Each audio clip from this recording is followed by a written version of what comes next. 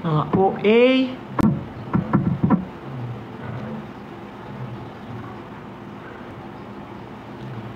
Pero pinapanood din namin siya sa mga friends namin and sa mga staff. So, yeah.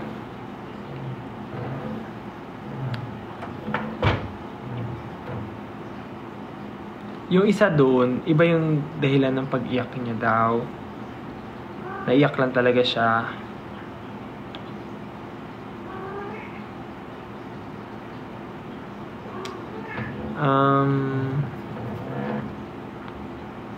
Yeah.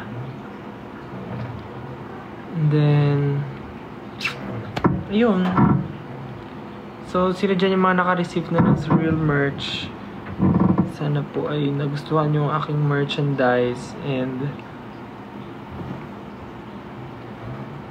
hopefully ay makarelease din for Kaibigan. And what do you think are the merch for Kaibigan? Ay, mata ko. It's weird.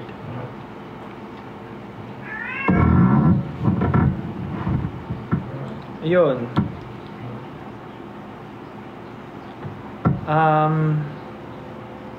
Pagod na ako.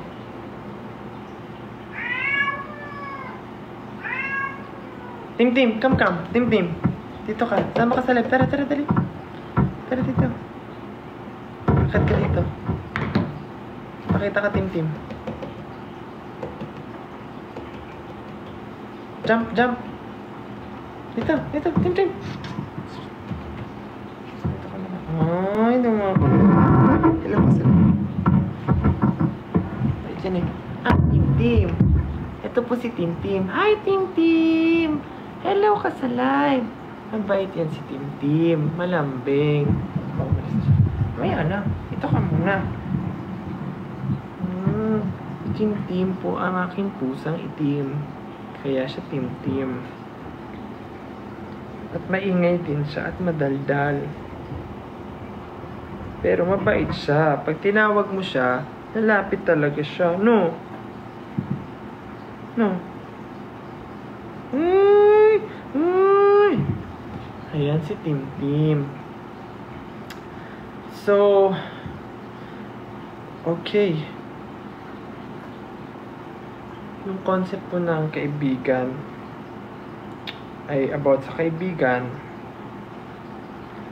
Bakit ako magsuspoil? Abangan nyo muna yung kanta, tsaka yung music video. Tsaka ako mag-spoil, di ba? Tim. Ang pusa ko na kulay itim, na hindi mo na makita kapag madilim.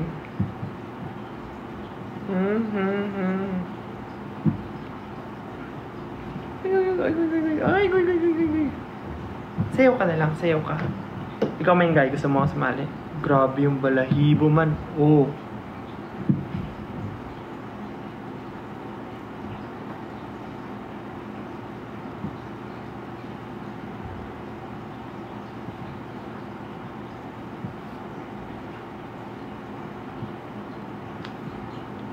Maya-maya po ay lilipat pala ako sa YouTube para sabay-sabay tayong mag-aabang sa Surreal, sa music video. So, later on.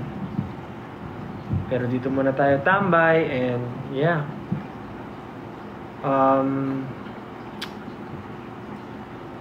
Also, yes, Kaibigan is about friends. About your friend. Kaya gagawin natin ngayon ay impromptu spoken poetry para sa inyong kaibigan. Okay, bigyan nyo ako ng word. Gagawa natin ng impromptu spoken poetry inspired by Queen Yasmin. Kumain. Sabi, sino si Kumain? Yung nagsabi na kumain. Kumain. Katawa na ako bigla, wala pa nga eh. Kumain. Kumakain ka ng isang buo. Ayaw mo ito hatiin. Kumakain ka sa ibabaw ng lamesa para hindi ito kunin ng mga pusa na iyong pangit yung word. Pangit.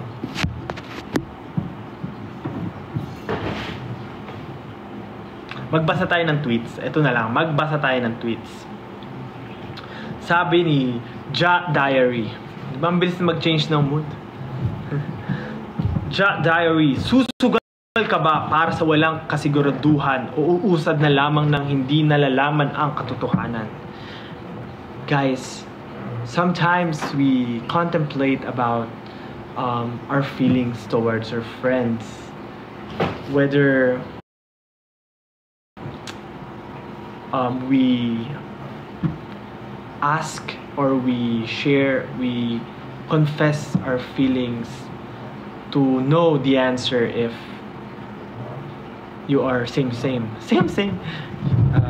If parehas ba kayong may gusto sa isa't isa, yun ay ang sugal.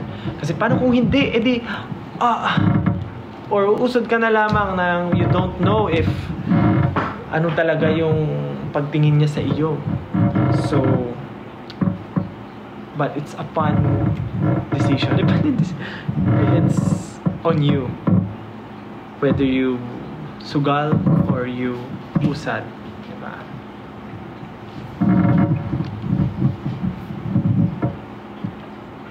Ayan, sabi ni SLMT Mahalima, they want a kaibigan or friendship bracelet po for next, sabi, for the Visar merch. Wow.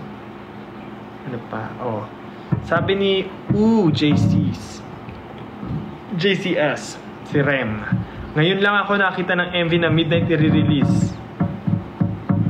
Para diretso relapse agad. Ano yung relapse? Laps lang alam ko eh. Kain na. O laps na yan. Baka kakain ulit. Relapse. Galing. Yes, 12 midnight for the soft hours. JPN palagi, super effective ng promo ni Jack for kaibigan. Grabe na yung inip ko these days. Kada lapag niya ng teaser, pataas ng pataas. Paano yung pataas ng pataas? Yung anticipation. Ano daw? Pataas ng pataas yung anticipation. Like how it should be. FR ang tagal ng araw. What's FR? For real? For real.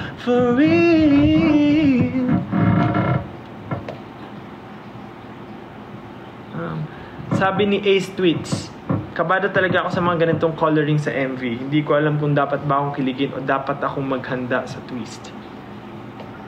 Guys, don't expect too much. Twist. Ganyan, ako yung mag-twist. Anong twist? Uy, may 10,000 nanonood sa atin ngayon. What's up?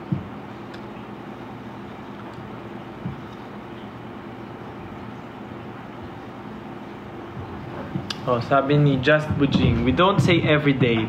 We don't say always. We say sa bawat paglubog at paglitaw ng araw.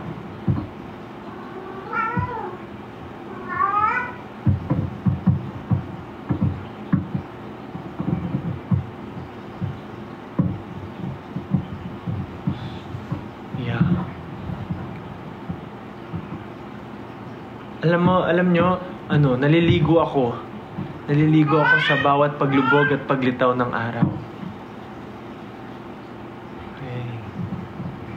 Pasok ako sa bawat paglubog at paglitaw ng araw.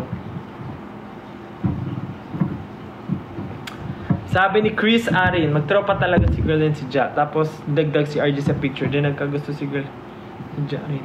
Ano daw? Ang dami yung mga anong tawag doon? Ideas.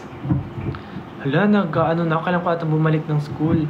Yung brain ko, nagsa-stop siya. Like, the words are not coming in. Puro kalokohan yung pumapasok. Kailangan kong bumalik ng school. Sabi ni Gar, sugar ni Ken. Pagkaibigan talaga, naaalala ko yung boy best friend ko na nagkagusto sa akin. Wala lang, nanghihinayang pa rin ako until now sa friendship. Nang busted cigar. Nang busted. Nang hinayang siya sa friendship kasi nagkagusto yung best friend niya sa kanya. Nang busted cigar. Haba ng hair.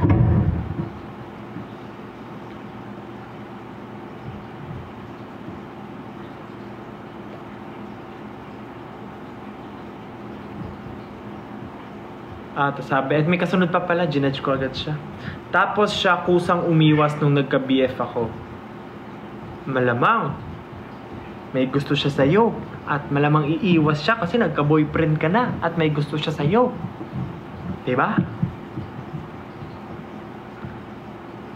Sabi ni Emieline, bakit kaibigan naisip mong next single? It's because it's part of something. No, actually, it's just that. I don't know.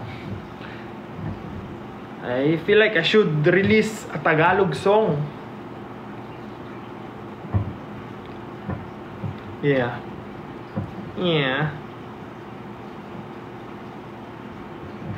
And it's part of something new. Part of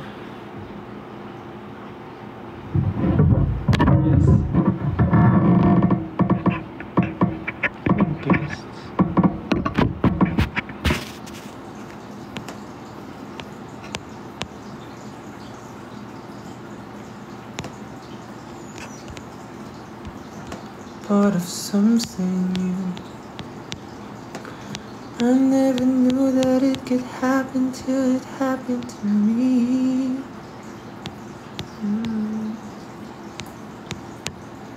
I didn't know it before. Yeah, this could be the start of something new.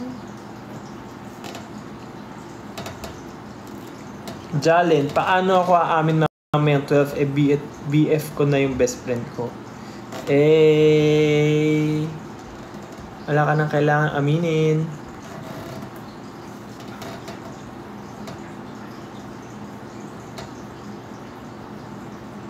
Sabi ni I am Lyra. My first love was a friend. Tapos naging kami for 5 years. Tapos ngayon ninang ako ng anak niya.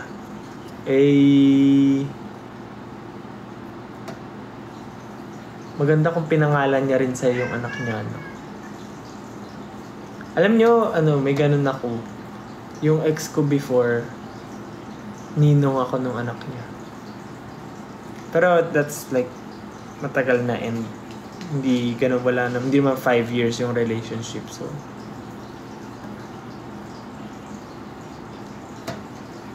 sabi ni Pusa, is believable.